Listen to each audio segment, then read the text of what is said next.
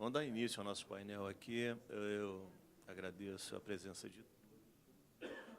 Meu nome é Sérgio Kern, eu sou diretor do Cine Brasil e estou colaborando aqui junto ao pessoal da Converge para moderar essa discussão sobre essa questão de desoneração, de tributação relacionado ao Plano Nacional de Banda Larga. Eu peço a presença aqui do Thales Marcel Vieira Neto, do Minicom,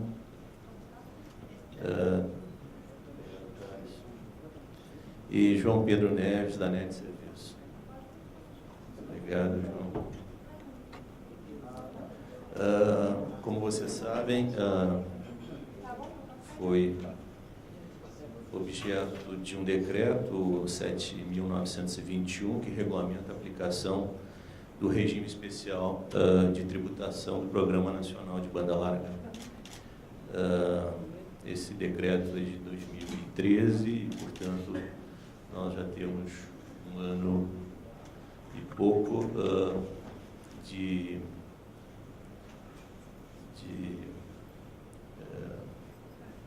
disponibilidade dessa isenção, e os projetos, a princípio, tinham uma data prevista para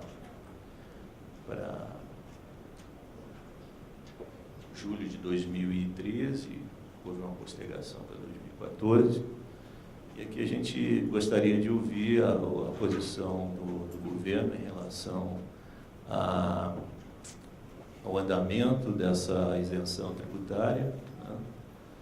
E depois o lado da operação, da NET, tá? Em termos de projetos. Se eu não me engano, a NET é a empresa que mais submeteu projetos ao Minicom, pois o João poderia validar essa informação. E então eu passo a palavra ao Thales para nos contar aqui como é que anda esse processo de desoneração. Obrigado, boa tarde a todo mundo. Eu tenho uma apresentaçãozinha. Eu dei uma olhada em todos os projetos do Ministério que a gente tem feito para implantação de infraestrutura. Eu, na hora de colocar as políticas, eu não só falei do REPBL, mas também trouxe para vocês poucas informações. A minha apresentação é pequena, mas sobre também a emissão de debêntures, né, para a infraestrutura. Posso passar aqui? Isso. Então, a gente tem dentro do meu departamento de Indústria, Ciência e Tecnologia, a gente ficou responsável por cuidar da política de implantação de infraestrutura, e dentro das duas ações a gente tem a emissão de debêntures, né, infraestrutura, que é um incentivo ao investidor privado a adquirir debêntures para implantação de infraestrutura prioritária, e dentre elas existe a parte de telecomunicação, né? Então eu coloquei a legislação ali para quem for pegar a apresentação depois no site. Hoje funciona dessa forma: o Ministério aprova um projeto, ele é em formato de plano de negócio mesmo, né? E após a aprovação desse projeto, se passa pela Comissão de Valores Imobiliários, depois a população adquire os debêntures, e a Receita Federal depois deixa de cobrar os impostos, né, sobre pessoa física e pessoa jurídica. Se fizer todo o volume, o dinheiro ganhado com esses bens, com essas debêntures, são isentas de imposto de renda para pessoa física e de 15% para pessoa jurídica. Hoje o Ministério já tem 3 portarias emitidas, né? Uma portaria para Oi, uma portaria para Algar, né, CTBC, e uma para CPFL Telecom. Já o valor total, né, a gente não pode divulgar individualmente, porque isso a CVM não permite, mas o valor global seria de 1,9 bilhões ali de possibilidade de emissão de debêntures. Já indo agora para o regime especial, né, Programa Nacional de Banda Larga, a gente tinha como objetivo, no início, quando a gente criou o programa, né, que era a massificação da rede, reduzir modernizar, né, a rede, e tinha uma... Não está nos objetivos, mas é bem claro isso, na hora que você começa a trabalhar com o programa, né, com o regime especial, que a gente tinha um incentivo a incentivar a indústria nacional. Né. Hoje a gente tem 1.037, a gente recebeu 1.760 projetos, né, sendo que aqueles 580 ali que são, a gente chama de reinvestido, eles foram submetidos todos em 2013, quando o regime tinha se encerrado o prazo de submissão.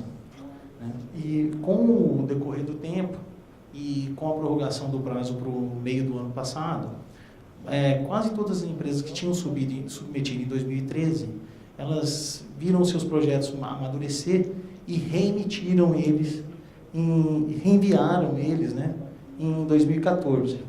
Por isso aqui a gente pode considerar que aqueles 580 ali, eles estão dentro dos 940. Isso é como se eles estivessem duplicados. Alguns foram cancelados porque não estava maduro, né, e remetido depois. Né. Alguns estão parados, ainda aguardando para serem cancelados, né, mas todos eles estão dentro dos 942 projetos que a gente está aqui, e os 238, né, que já foram analisados.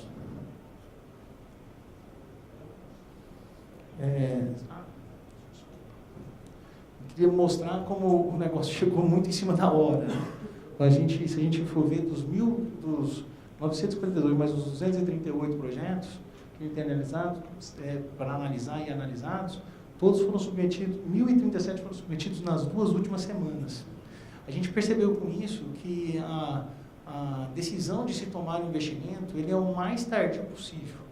Né? Exatamente porque a gente entende hoje, conversando com o João Pedro, com outras empresas que a gente teve contato, todas, né, praticamente, que a gente conversou, que a decisão de investimento é bem na demanda mesmo. Né?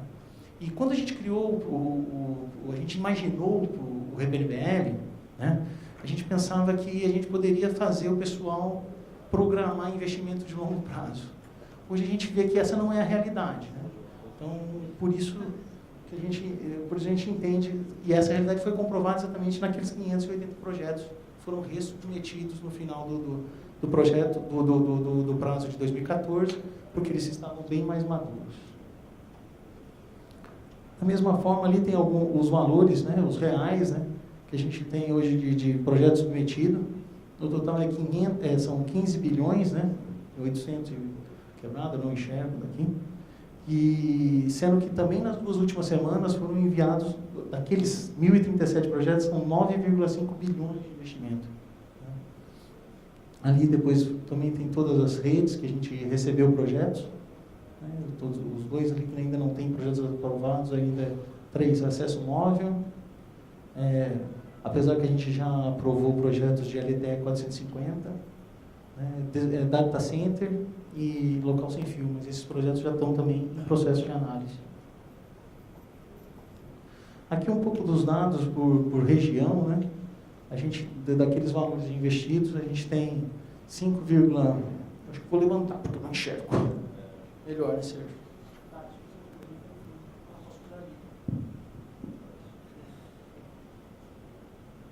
De todo o valor investido do RPNBL, a gente vê que a maior concentração permanece na região sudeste, né?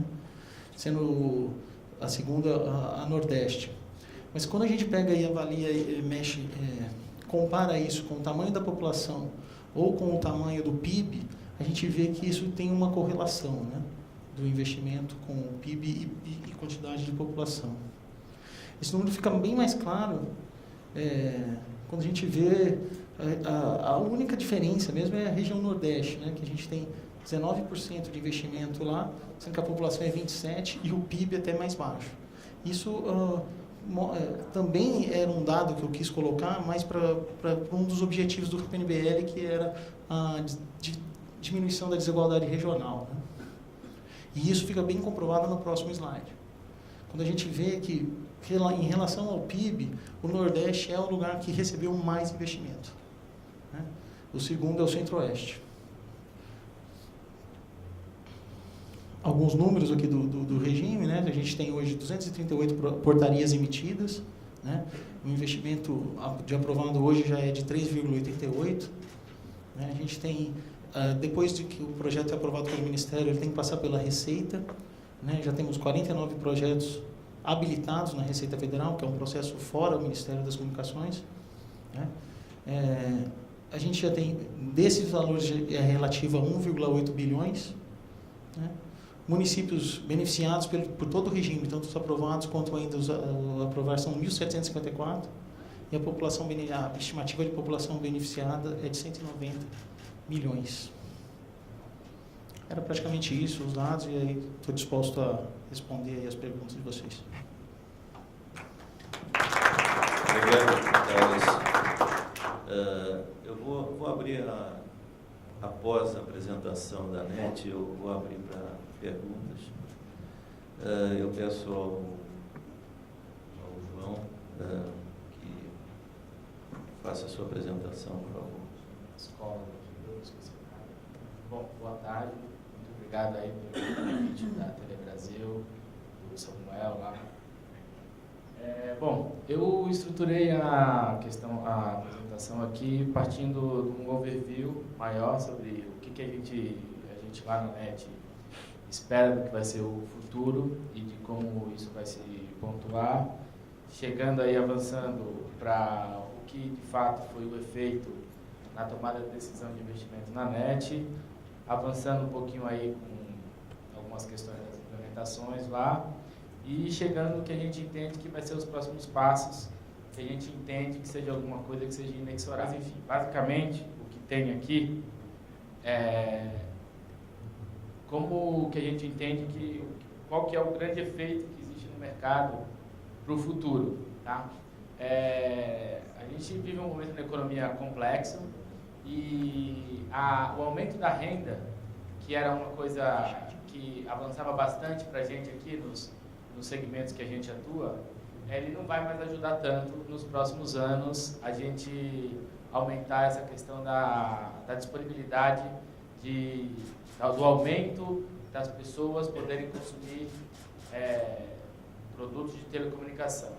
A gente entende que 90%, 70% do que vai crescer vai ser devido a esses outros fatores que a gente chama, que é a disponibilidade, ou seja, o investimento, a pessoa poder comprar, a questão de ajuste nos preços, ou seja, cada vez mais internet popular e mecanismos dessa forma vão fazer bastante diferença, e a questão nas mudanças de preferências e padrões tecnológicos, ou seja, cada vez a tecnologia vai avançar, a gente vai ter fronteiras menores e as pessoas vão ser cada vez mais viciadas na bendita da internet, tá? Então, o que isso quer dizer é o seguinte, é que se não houver investimento, não vai haver internet. Isso é uma coisa bastante óbvia, mas que fica bastante claro aqui nos estudos que a gente tem, que a gente entende do que vai ser o futuro aí do Brasil até 2020. Tá? Isso em todos os mercados que a gente atua. Uma questão importante para poder entender como que a NET, as outras empresas, dentro das tecnologias que elas atuam, de como que isso vai evoluindo ao longo do tempo, são estudos feitos lá pelo Banco Mundial, ou seja, existem tecnologias que são usadas em várias partes do mundo e o pessoal lá no Banco Mundial, um grupo de estudos liderado por uma pessoa que chama Kyung, eles começaram a estudar e para entender como que funciona tipicamente os comportamentos ao redor do mundo dessa fronteira da internet, ou seja, como que isso vai avançando. Então, como que ele avança preliminarmente, né? Ele primeiro vai para lugares que tenham baixo custo para ele ir, ou seja, as zonas metropolitanas que são super densas e aonde está concentrada a maior parte da renda. Então, naturalmente, esses locais aqui, que são muito densos e onde as pessoas têm uma disponibilidade de renda maior, eles terão uma qualidade e terão uma tecnologia disponível lá muito boa. Isso em qualquer lugar do mundo, tá? O que acontece? Vai existir, e aí vai depender muito do país, vai depender muito da ordenação territorial do país, mas vai existir um gap enorme até o resto da população ter acesso. Então, o que significa esse gap enorme? Bom, enfim, a primeira questão fundamental é a seguinte, é o entrave ao investimento.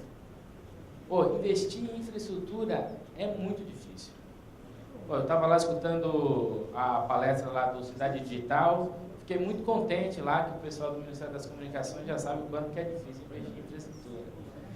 Fiquei satisfeito, falei, pô, que bom que eles sabem que a concessionária é tão legal, que bom que eles sabem que a prefeitura tira os postes, que bom que eles sabem que cavar custa 6 vezes mais caro do que passar no poste. Mas, enfim, fiquei muito satisfeito. Só que existe um limite. Só que nós, no Brasil, até bastante pouco tempo atrás, nós estamos aqui ainda. A gente fala de universalização, só que, putz, nós estamos muito longe da universalização. Por quê? Porque é muito difícil investir. É um fato, é caro, toma tempo, tem muita burocracia, bom, a burocracia é bom, mas é uma burocracia um pouco esquizofrênica, e que existe um espaço enorme. E a gente entende que o REPNBL, né, que é uma iniciativa bastante interessante do governo, ele vai no caminho correto, que é o caminho de quê? De diminuir o custo do investimento. Que a partir do momento que esse custo do investimento ele diminui, essa fronteira aqui ela se quebra. Isso é o que eles chamam de gap de mercado. Ou seja, eu começo a diminuir o custo em outros países, né? Eu diminuo o custo do dinheiro, eu diminuo o custo do investimento, eu começo a fazer contratos públicos para que isso diminua um pouco, e isso aqui você avança. Isso é o gap do mercado. E aí sim, quando a gente chegar aqui, que ainda, sob o nosso ponto de vista, vai demorar um pouquinho de tempo, aí sim nós podemos começar a falar de universalização, só que sob um ponto de vista sustentável. A gente entende que se a gente tentar dar 2 passos ao mesmo tempo, a gente vai cair. A gente entende desse jeito as coisas, tá? E um outro ponto interessante é que eles, lá no Banco Mundial, juntaram diversas formas lá de acesso à internet e correlacionaram com o potencial de crescimento do PIB. Então, aqui, nesse laranjinha aqui, mais escuro, são economias desenvolvidas. Esse laranjinha aqui mais claro são economias em desenvolvimento. O que acontece? O fixo é tipicamente um tipo de tecnologia que é o par trançado, tá? Que é uma tecnologia mais antiga. Ou seja, mesmo o par trançado, que é aquela internetzinha bem lenta, 512, 256, ele aumenta o potencial enormemente, de forma assim, a cada 10% de penetração, ele aumenta em 1% o percentual do crescimento do PIB. E assim sucessivamente. Esse aqui é para esse par trançado, esse aqui é para o móvel, esse aqui a diferença da internet, do broadband, é que a internet é tipicamente 512 e 1 mega. Tá? O broadband, aí vai ser alguma coisa entre de 4 até infinito, né? Até 120, 500 megas, 1 giga, qualquer coisa aí que o mercado enlouquecido quiser fazer. Tá? Então, esse aqui é um painel, um overview para a gente poder ir avançando aí nessa questão da desoneração, principalmente sobre essa questão do potencial do crescimento do Brasil, né? E essa questão dos passos de onde a gente está e de onde a gente vai avançando. Tá? Uma outra questão super interessante é a seguinte, lá na NET, a gente está constantemente avaliando naturalmente, né, como todas as outras empresas, onde a gente pode colocar a nossa rede, onde a gente pode expandir. Nós temos um programa de expansão bastante arrojado aí, eu acho que todos os anos eles veem que nós estamos entrando em mais e mais e mais cidades. A questão regulatória lá do SEAC ajudou bastante a gente poder rentabilizar e entrar em novas cidades. E o que eu até já mostrei lá para o pessoal para poder tentar defender aí a prorrogação do REPNBL, foi exatamente isso aqui, ou seja, nós colocamos várias cidades, tá? Quando eu fiz isso, eu fiz com 50 cidades, aqui eu só simplifiquei. Aqui é o seguinte, aqui é a renda total da cidade e aqui é a rentabilidade econômica dessa cidade, ou seja, aqui é o break-even. Daqui para cá eu vou, daqui para cá eu não vou. O que os estudos lá do Banco Mundial levariam a crer? Que quanto mais para cima, mais para cá, né? O que acontece? A vida real, ela é dura. E quando a gente olha as nossas cidades, elas têm um problema de ordenação territorial que é histórico, ou seja, ao longo do tempo, as cidades elas foram feitas da forma como a especulação imobiliária ali, ou sei lá, como a fazenda, ou qualquer coisa do gênero aí, histórico do local, ele foi feito. Só que isso gera uma ineficiência grande para o serviço de massa. Então aí não vai ser só a gente, não vai ser só a telecom que vai ter problema. Vai ter problema energia, vai ter problema lixo, vai ter problema todo mundo que for prestar serviço de massa. Então, não necessariamente a cidade com maior nível de renda e com maior predominância de classes B vão ser rentáveis. Naturalmente aqui, quando ela for mais agrupada, ou seja, quando ela estiver mais ali no miolo, mais densa, em um pequeno local, e ela tiver mais renda, ela vai ser, assim, super boa. Mas aí depois eu vou mostrar para vocês que mesmo ela, lá dentro dela vai ter partes que não vão ser boas. Mas, em compensação, outras cidades mais pobres, elas são interessantes. Por quê? Porque elas estão bem ordenadas, tá? Tipicamente aqui, se eu não me engano, é Caruaru, Campina Grande, alguma coisa do gênero, tá? E isso é uma questão interessante, ou seja, aquele deslocamento lá que a gente leva a crer com o estudo do Banco Mundial, ele com a prática do que a gente tem aqui dentro do Brasil, ele não necessariamente é verdade. Ele empiricamente faz sentido, teoricamente, mas na prática ele tem algumas dificuldades. E o que acontece aqui, no momento que a gente tira o PIS/COFINS e o IPI, que é o que desonera o RPNBL, todas essas cidades começam a valer a pena. E não só essas cidades, como áreas dentro dessa cidade, que é o que eu vou mostrar um pouco mais na frente. E a partir do momento que essas cidades começam a valer a pena, ela começa a ter o efeito de passagem. O que significa o efeito de passagem? Toda vez que eu vou chegar em alguma cidade, eu tenho que chegar com a fibra ótica lá. Ou seja, a NET só vai com fibra ótica, não tem como. Essa foi a tecnologia que a gente entendeu que vai ser escalável ao futuro. Então, como eu vou passar com a fibra ótica, as outras cidades que vão estar no meio do caminho, elas vão começar a ficar mais interessantes. Então, isso é uma coisa bastante importante do RPNBL. Quando eu estava falando lá, então eu peguei aqui um caso de uma cidade. Cada ponto desse em uma cidade, estranho isso aqui, né? Para quem nunca vê, mas é o que eu vejo todo dia. Então, esses pontos aqui, eles significam um fator censitário do IBGE. O que significa um fator censitário? 1000 domicílios, tá? Então, cada ponto desse aqui é um fator censitário desta cidade. Tá bom? Esta cidade aqui, se eu não me engano, é Governador Valadares. O que significa? Quanto mais vermelhinho, laranjinha, ele tem uma predominância de classe B. Quanto mais verdinho, ele tem uma predominância de classe C. E esse roxo aqui, ele tem uma predominância de classe D. Tipicamente, a classe E, a classe D também, mas a classe E não tem renda suficiente para pagar um produto que tem o custo mínimo de R$30. Não tem essa disponibilidade. O que acontece? Sem esse incentivo, ou seja, sem essa redução do custo aí, entre 10% e 20%, eu só entraria nessas regiões aqui da cidade. Tá? Conforme eu baixo isso, o que acontece? Uma boa parte da cidade começa a ter acesso. Várias outras partes. Tá? E o que isso significa? Então, aqui, esse aqui é o desenho da cidade. Tá? Então, aqui estão as classes sociais, ou seja, essa aqui a cidade já está quebrada em vários setores censitários. Eu não sei se dá para ver, mas tem uma parte aqui que é azul e uma parte que é amarela. Tá? O que acontece? Nessa parte amarela, eu tipicamente iria, porque aqui está concentrado pessoas de classes interessantes e o custo do investimento, ele não é proibitivo, ou seja, ele permite que eu vá. Com o RPNBL, todas essas outras partes aqui em amarelo, eu começo a ir. O que isso significa? Significa que mesmo, ou seja, antes, pode ser que essa parte amarela fizesse com que o todo inviabilizasse. Então, nem na cidade eu iria.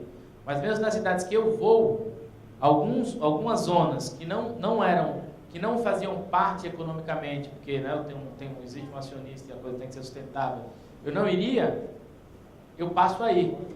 E isso tem um ganho enorme sobre todos aqueles aspectos que a gente já viu no começo. Bom, dito isto, vamos aí aos desafios. Aí aqui a gente fez um resumo.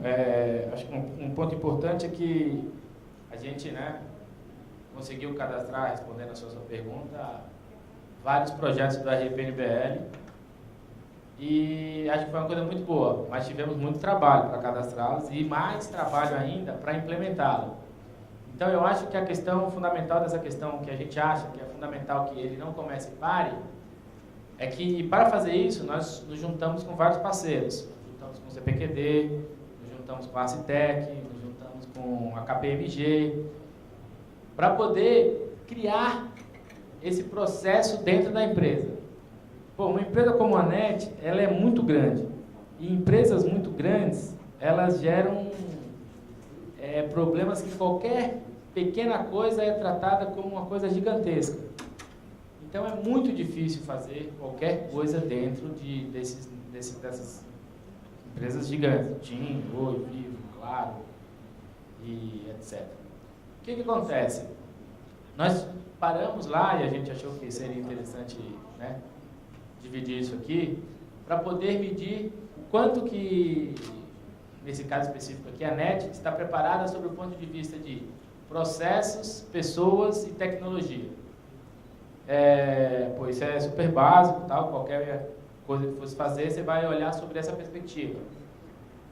Só que a gente começou a perceber o seguinte: antes de tudo, tem que ter pessoas. Pessoas é um negócio complexo. E o RPNBL não tem pessoas, porque ele não existia, né? Então, pô, vou contratar um cara para trabalhar no RPNBL.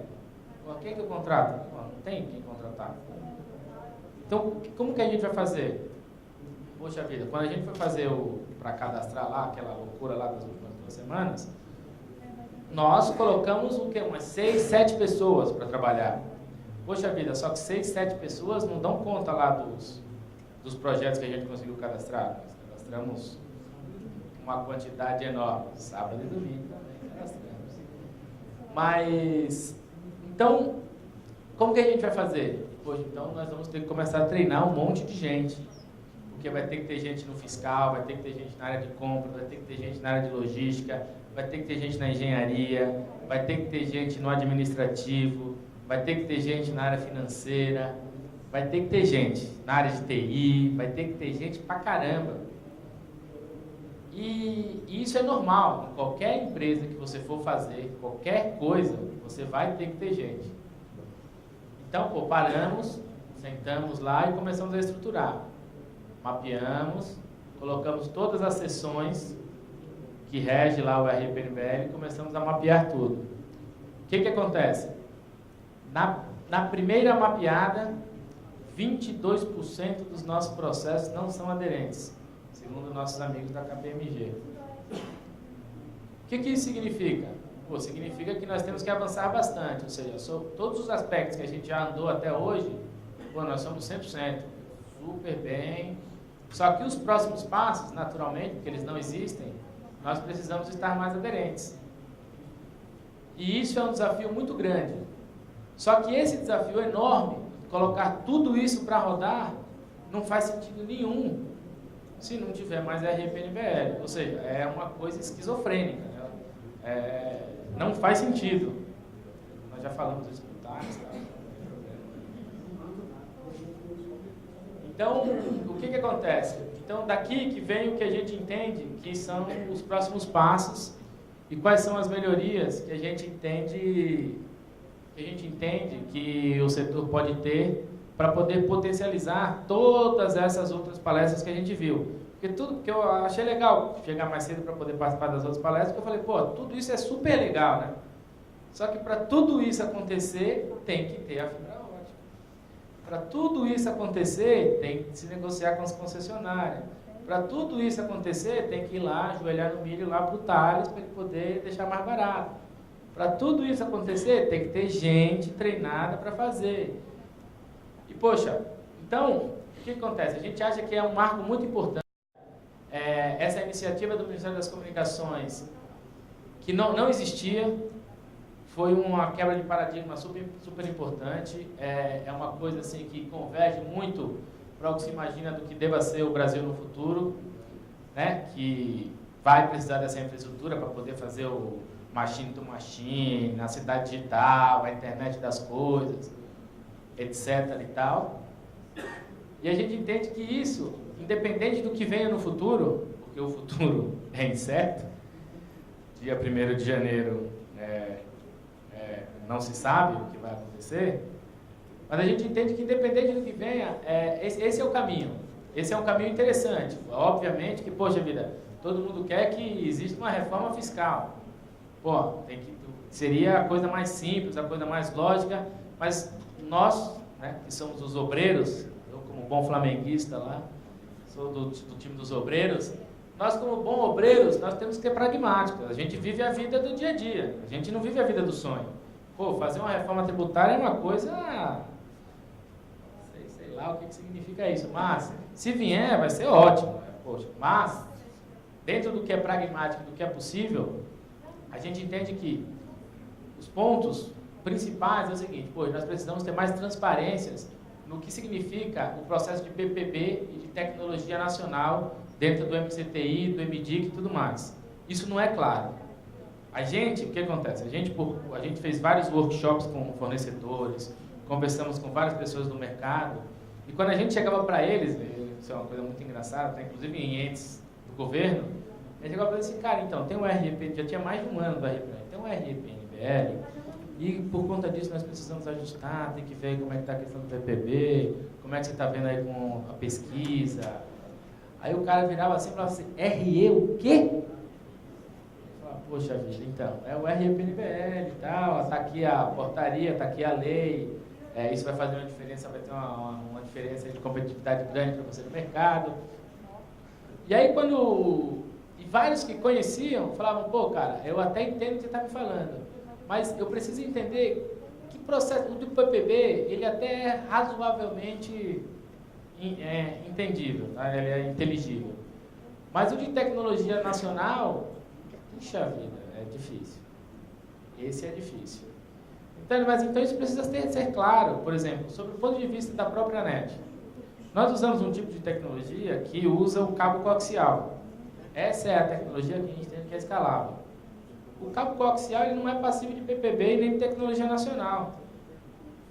Então isso pra a gente, poxa vida, mas é estranho isso. Se vocês querem desonerar, como é que o nosso principal insumo não pode ser desonerado?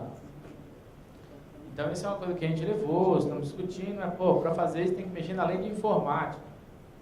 Pô, isso deveria ter sido pensado antes. Mas que a gente entende que esse é um avanço importante, estamos trabalhando em cima dele, inclusive. Uma outra coisa que não faz sentido nenhum, quando a gente vai lá e coloca nos objetivos, que tem um objetivo também de política industrial, é alguma coisa terminar em dezembro de 2016. A gente ir lá, trazer um gringo aqui, trazer um americano, trazer ele, falar: oh, hello, blá, blá, tal. Queria que o senhor trouxesse uma indústria para cá, porque nós vamos comprar 15% mais barato. Aí ele falava: pô, mas com certeza, eu vou trazer, que maravilha, imposto de importação, aquela burocracia da receita e tal, vou fugir daquilo.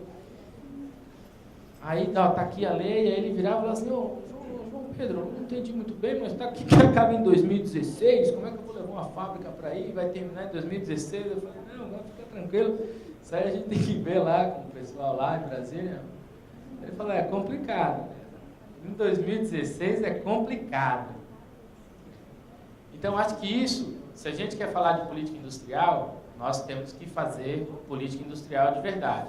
Acho que a gente precisa atrelar fortemente a questão da nossa competitividade. Isso tem muito a ver com inovação. Ou seja, é uma coisa que eu escutei pouco aqui e que acho que o setor de telecomunicação, para ter competitividade, para fazer qualquer coisa que ele queira fazer, ele vai ter que inovar. Isso é um fato. Ou seja, para andar naquela fronteira que eu mostrei, são paradigmas tecnológicos, não, sem dúvida nenhuma. Então, sem inovar, nenhuma política industrial vai para frente, e tem que ter um prazo que seja razoável para que se faça a política industrial. Ninguém vai fazer uma fábrica para durar 1 ano e meio. Ninguém, em qualquer lugar, em nenhum lugar do mundo. Então, isso é uma coisa muito importante. E naturalmente, essa questão de estender os prazos, que a gente está discutindo agora no Congresso, aí, esperando o esforço concentrado lá do Senado e da Câmara, faz parte disso. Mas a gente entende que isso tem que ser discutido, inclusive, muito mais amplamente, porque a cadeia produtiva de telecomunicação pode ser muito mais densa. E ao contrário do que o nosso colega falou lá na questão das cidades digitais, não é verdade que o setor de comunicação ele vai ter um comportamento econômico igual ao automobilístico. O automobilístico é de consumo, o nosso é de receita recorrente. Aqui, em momento nenhum, está sendo tratada a questão do consumo. A gente está falando do próprio investimento. É muito diferente os comportamentos. E a gente entende que existe um espaço enorme para o adensamento da cadeia produtiva dentro do Brasil. E isso é muito bom, sobre todos os aspectos, desde que isso venha junto com a questão de competitividade e de inovação. Quando a gente começar a operacionalizar a questão do REPNBL, existem algumas regras do dia a dia lá que ainda não são muito claras. Então, por exemplo, quando eles falam, poxa, você pode mudar o escopo uma vez até dezembro de 2015.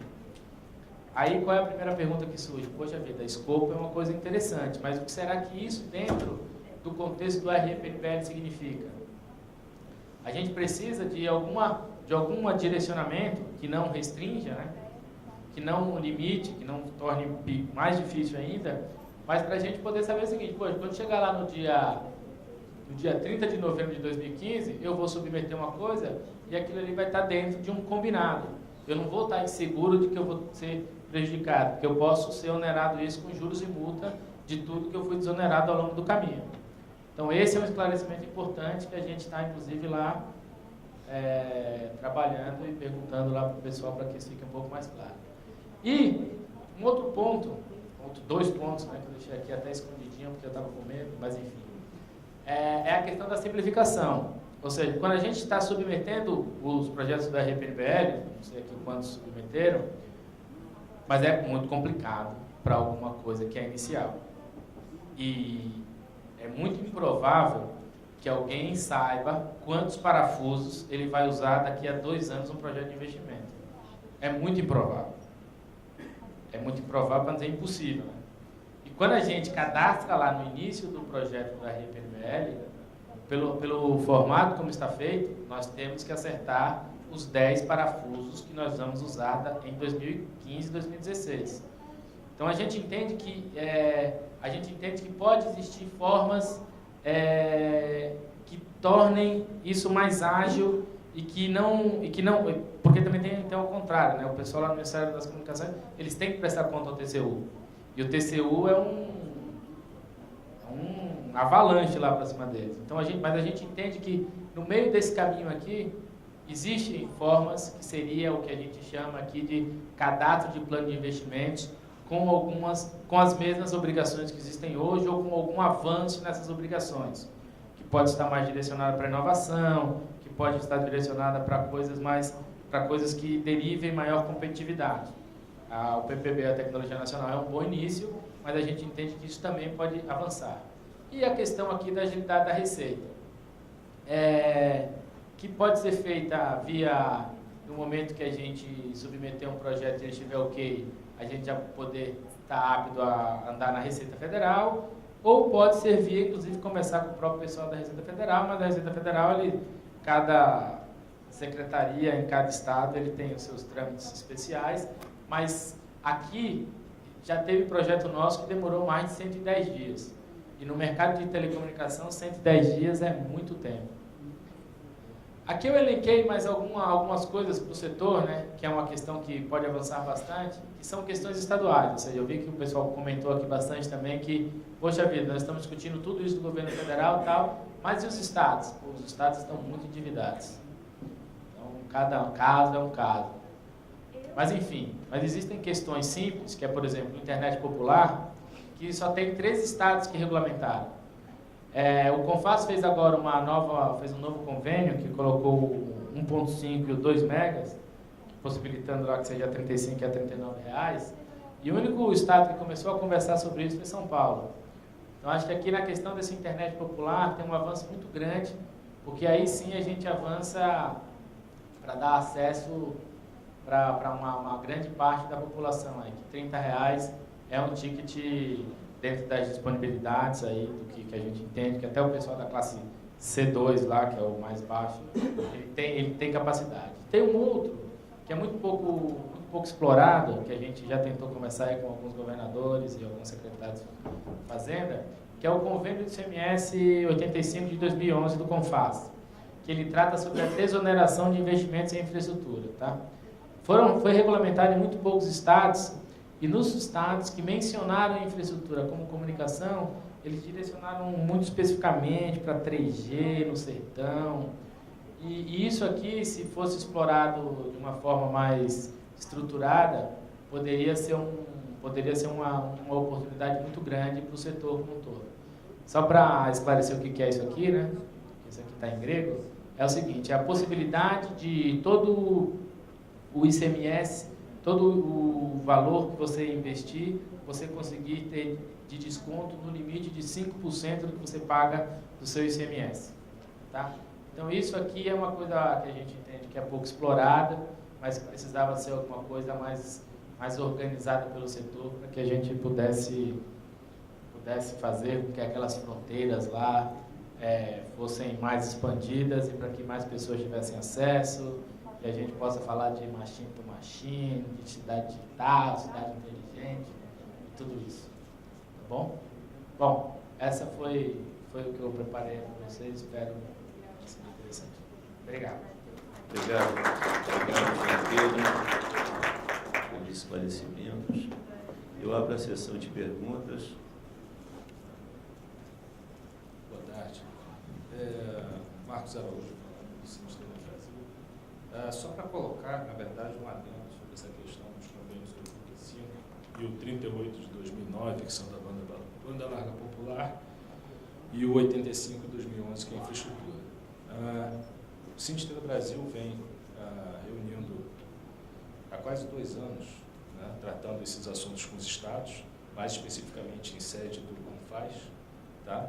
Reunião com os secretários de Fazenda e com o GT40, que é o GT técnico dessa área, para tentar exatamente uma maior adesão e maior regulamentação dos estados com relação ao benefício da banda larga popular, convênio 85, e existem outros convênios também que trazem benefícios de ICMS, porque entendemos que o setor precisa desse retorno, né, em termos de investimento, digamos assim. Só que, de fato, né, nós encontramos uma barreira muito grande quando nós falamos em desoneração ou crédito de ICMS para efeitos de infraestrutura. Os estados realmente eles estão bem apertados e isso digamos assim, é um grande entrave, né, para a evolução desses projetos. Um exemplo específico é o próprio da banda larga popular, em que o convênio 38 ele estabelece que a R$30 você tem a possibilidade de isenção de ICMS para a banda larga popular. E cada um dos estados, eventualmente, existe uma oscilação aí com relação à limitação de velocidade, valor, etc., que é o que aconteceu em São Paulo, já existe no Rio de Janeiro também. E o que nós pedimos recentemente, por exemplo, é que no convênio 38 fosse incluída uma cláusula com a possibilidade, uma cláusula no próprio convênio, para que aquele valor de R$30 fosse reajustado pelo IST, pelo IGPM, pelo IPCA, qualquer um dos 3 índices, anualmente, e que houvesse também o reajuste desse valor de R$30 do valor histórico, porque desde 2009 que não se atualiza o valor. Então, olha que coisa interessante, é um projeto que saiu, berço foi o Confas, o próprio Confas, através de uma parceria, uma conversa do governo federal com os estados, mas o convênio, ele tende à morte. Por quê? Porque nenhuma empresa tem um estudo de negócios que que, com o decorrer do tempo, desde 2009, sustente o preço de R$30, com molde incluído, valor de serviço, etc. Então, quer dizer, o trabalho é grande e o movimento é de tartaruga, mas existe sim um foco para que se tenha uma melhoria nesse cenário. Boa tarde, eu sou Vanderlei do Ministério das Comunicações. Mas a minha pergunta não é como funcionário do Ministério, é mais como estudante da UNB, que está fazendo minha dissertação, eu estou precisando de alguns dados. Você fez, João Pedro, no seu estudo sobre a expansão da fronteira, quantas cidades você estudou e quantas dessas cidades passaram do lado esquerdo para o lado direito? E também, nas cidades em que você já investiria, ou que já estavam do lado direito, você se referiu a algumas zonas que nessa cidade você não investiria. Quanto do RPNBL pode ter sido assim, errado o alvo, ter caído nessa parte da cidade que você já ia investir de qualquer forma e foi beneficiado pelo RPNBL? Porque a gente, quando formula a política pública, é muito difícil a gente acertar o alvo certinho. Pode ser que, de alguma forma, você beneficie outros alvos que não eram o alvo inicial.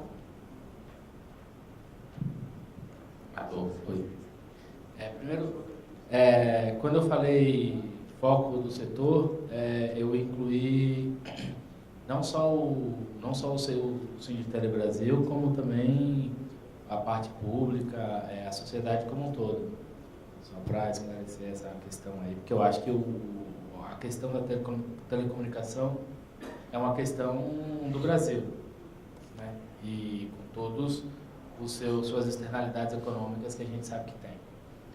Quanto à questão das cidades, as respostas que eu posso te dar são as seguintes. Nós estudamos mais de 350 cidades. Quando você fala em acertar o alvo, ele... Como que eu posso te dizer? Naturalmente, para um serviço de massa, a escala é fundamental, tá? Então, ele sempre vai acertar o alvo, porque o que me interessa é o VPL total, não é o VPL das partes. Então, quanto mais coisas positivas eu coloco para dentro, mais negativas eu carrego, porque aquilo ali me gera ganhos de escala. E a escala, nesse setor, é fundamental. Respondi isso? 66% dos censos dos locais censitários, dos fatores censitários. Tá? Que é isso? É a granularidadezinha do IBGE.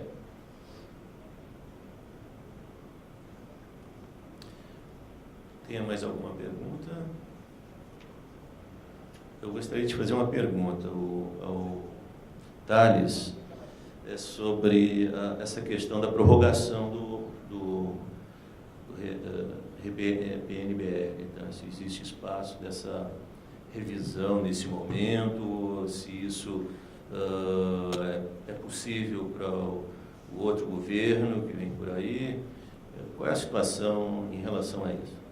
Sérgio, sobre a prorrogação do prazo de submissão, a prorrogação do regime, Sérgio, isso aí eu não sei te responder mesmo. Eu acho que o Ministério, eu sou do corpo técnico do Ministério, então, mesmo que mude o governante, eu estarei lá de qualquer forma, né? Então, a gente vai ver como que isso vai acontecer mesmo, é uma incógnita, é aquilo que o João disse, né? O futuro a Deus pertence e começa em 1º de janeiro. Mas eu acho que a possibilidade é boa. A gente tem um feedback muito bom do mercado. Óbvio que a gente possui necessidade de melhoria, né? Tanto a NET como as outras empresas que procuram a gente, elas dão muito feedback para a gente ver tanto na melhoria do processo, na simplificação, na possibilidade de a gente botar muito mais investimento dentro do RPNBL do que a gente conseguiu, né? Então, a gente está aberto a propostas de tudo, sempre para ouvir. Então, nesse caso, na prorrogação, no RPNBL 2.0, a gente já vai falar isso, outro nome que queiram dar, né? A gente vai estar aberto para discutir isso no setor mesmo, né? E acho que vocês que devem agir em cima dessa necessidade mesmo de vocês. Né? Ok. Alguma pergunta? Eu tenho mais uma, que é o seguinte. O modelo desenhado, a gente percebe que tem as suas virtudes e também tem as suas dificuldades. Né? E eu te pergunto o seguinte, na avaliação que o Minicom faz hoje, do que foi proposto, na metodologia, o encaminhamento dos pedidos, a definição de como os projetos foram classificados, então todo esse cenário, vocês têm uma avaliação disso? Os resultados atendem à expectativa do Ministério ou estão muito aquém das expectativas que foram formadas há um ano e meio atrás, vamos dizer assim? Eu entendo que é óbvio que a gente gostaria de colocar dentro do regime todo o investimento em telecomunicação que foi feito no Brasil. Mas a gente entende que como os objetivos que foram colocados, eles são diversos, tanto de quantidade de implantação de rede, como de, por exemplo, política industrial. Em alguns momentos isso não cabe, não vai na mesma direção. Mas isso é decisão política e acho que eu não sei te dizer até que ponto no próximo governo isso também vai continuar ou não. Né? Então, dentro da expectativa do Ministério, eu acho que foi até bom o resultado. A gente tem algumas empresas que aceitaram mais esse trabalho adicional, como a NET, né, que é quem mais submeteu para a gente, mas tem as outras também submeteram. Todas as empresas submeteram projetos para a gente, né, de telecom. Então, a gente e foi um aprendizado mesmo. Acho. O João é muito feliz em colocar que se o RBML acabar, foi um trabalho perdido. Então, se você perguntar, o que você gostaria? Primeiro ponto, eu queria uma reforma tributária mesmo. Eu não queria que tivesse um regime especial. Mas, no segundo momento, já trabalhando com a realidade, eu acho que o regime é a possibilidade que a gente tem hoje. Então, se você me perguntar, você gostaria que o regime continuasse? Sim, gostaria. Eu gostaria que o trabalho que a gente fez nesses últimos 4 anos acabasse. Mas, como eu te disse, é uma decisão política, a gente não sabe como a Fazenda trabalha com isso e tudo mais. Né? Então, foge um pouco do trâmite do Ministério. Ok. Os projetos que, a princípio, foram colocados até junho de 2013 e, de certa forma, foram retirados, tá? A minha dúvida é se esses projetos foram recolocados, são os mesmos projetos que foram recolocados agora em junho de 2014, ou são novos projetos e houve vamos dizer, um retrocesso em 2013? Na verdade, são 2 empresas, que eu vou citar um nome, mas são 2 empresas que colocaram projetos em 2013, certo? E esperaram, com o prazo prorrogado, elas pediram para aguardar um pouco o processo de análise. Né?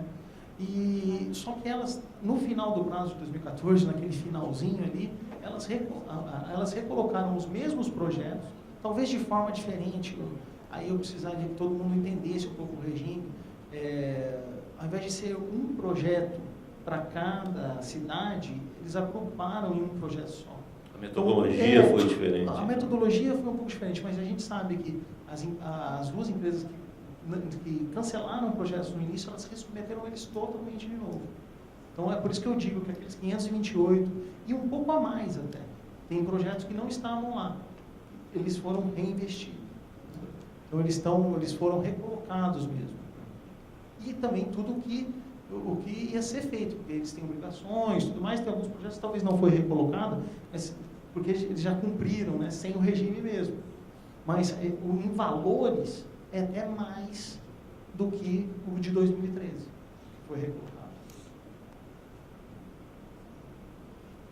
Mais alguma coisa? Se não tiver, a gente agradece a presença de todos.